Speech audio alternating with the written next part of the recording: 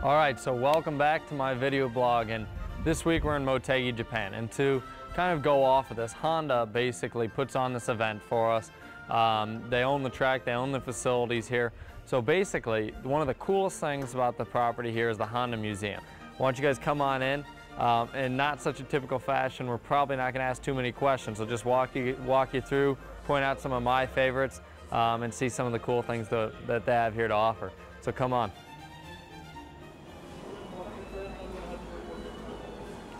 So let's make our way kind of into the motorcycles. Here, you're definitely gonna see some interesting stuff. Let's just start. You know, this is probably one of the only things I'll highlight in the motorcycle section, but this thing right here. I mean, look at this. This engine was actually built by Mikuni, who they build carburetors and stuff still to this day, but this was Honda's first venture into a motorized bicycle. The very first. This is a replica, obviously, but the very first motorcycle. I mean, look at this thing. No suspension whatsoever. I mean, it's driven by like a gear like you would drive most cars nowadays. This is something so cool. This right here is the Honda Juno. This is a 1954, and this is their first scooter. The swoopy old Cadillac styling from the cars. I mean, it's quite impressive and pretty cool to see something like this. When I walked through here, this was incredibly funny because this is a 1991.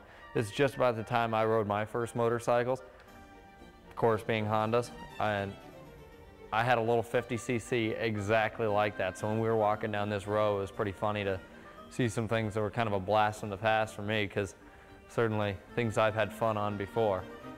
Here you're gonna see, and the only reason I highlight this because it's obviously the great Valentino Rossi rode this bike. This is, Valentino took the Riders' Championship there. And this is right here is Nicky Hayden's championship bike. Yet again, another American who had a lot of success. This is Supercross, Jeremy McGrath, a guy that I got to know a little bit this year when I did that, the visit on the aircraft carrier. He was with us, so this guy was like, you know, when my little brother and I were young and we had motocross bikes. This is 1996 here. I mean, this guy was like our hero. As we walk through here, you're going to see a Honda Indy Japan display that they have. And they have some suits and things hanging up here. Unfortunately, our team isn't featured. Now this car here was, you know, Weldon's car in 2004, and he won the race here. Now, as I said before, this track is owned by Honda. So it was always a big push to beat Toyota in those times. And win the race. Well, this was the first time in 2004, it was the first time that Honda won at their home track. So, of course, naturally Weldon's car is here. As we kind of continue to walk through, you're going to see some, obviously a lot of Formula One cars. Rosberg's car here, Nigel Mansell. As I just read this plaque, this was Honda's first Constructors' Championship. These cars, obviously the McLaren's very famous. This is Prost's car. And I believe this one right here is Senna's car. Obviously, probably one of the greatest known racing drivers, other than maybe Michael Schumacher, to ever live is Senna. It's pretty cool to actually see this car in person. You've seen so many pictures. You hear so much about Senna. It's pretty cool and unique to be able to see this. The line of current Formula One cars starting in 2002 here.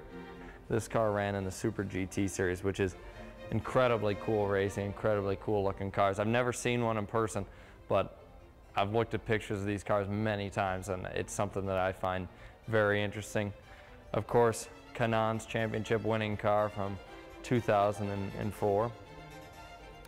And a car that's near and dear to my heart, as is my dad's, Buddy Rice, the car that won Indianapolis in 2004.